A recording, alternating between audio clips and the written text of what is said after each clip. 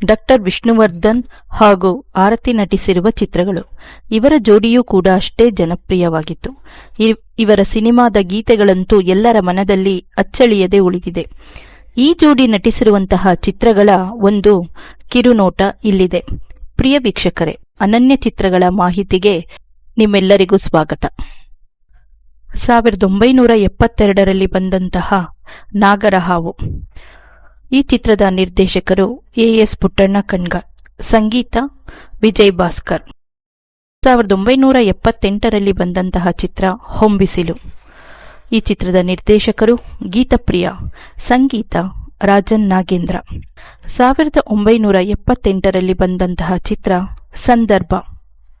ಈ ಚಿತ್ರದ ನಿರ್ದೇಶಕರು ಗೌರಿ ಸುಂದರ್, ಸಂಗೀತ ಎಸ್.ಪಿ. ಬಾಲಸುಬ್ರಹ್ಮಣ್ಯಂ. 1978ರಲ್ಲಿ ಬಂದಂತಹ ಚಿತ್ರ ಮೂಯಿಗೆ ಮೂಯಿ. ನಿರ್ದೇಶಕರು ವೈ.ಆರ್. ಸ್ವಾಮಿ, ಸಂಗೀತ ಸತ್ಯಂ. 1979ರಲ್ಲಿ ನಾನಿರುವುದೇ ನಿನಗಾಗಿ. ಈ ಚಿತ್ರದ ನಿರ್ದೇಶಕರು ಎ.ವಿ. ಶೇಷಗಿರಿರಾವ್, ಸಂಗೀತ ರಾಜನ್ ನಾಗೇಂದ್ರ. 1979ರಲ್ಲಿ ಬಂದಂತಹ ಚಿತ್ರ ಮಾನಿನಿ. ಈ ಚಿತ್ರದ ನಿರ್ದೇಶಕರು ಸೇತು ಮಾಧವನ್, ಸಂಗೀತ ಕೆ.ವಿ. ಮಹದೇವನ್. 1979ರಲ್ಲಿ ಬಂದಂತಹ ಚಿತ್ರ ನೆಂಟರೋ ಗಂಟು ಕಳ್ಳರೋ. ಈ ಚಿತ್ರದ ನಿರ್ದೇಶಕರು ಎ.ವಿ. ಶೇಷಗಿರಿರಾವ್. 1980ರಲ್ಲಿ ಬಂದಂತಹ ಚಿತ್ರ ಹಂತಕನ ಸಂಚು. ಈ ಚಿತ್ರದ ನಿರ್ದೇಶಕರು ಬಿ. ಕೃಷ್ಣನ್, ಸಂಗೀತ ವಿಜಯ್ ಭಾಸ್ಕರ್. 1981ರಲ್ಲಿ ಬಂದಂತಹ ಚಿತ್ರ ಪ್ರೀತಿಸಿ ನೋಡು. ಈ ಚಿತ್ರದ ಸಂಗೀತ ವಿಜಯ್ ಭಾಸ್ಕರ್.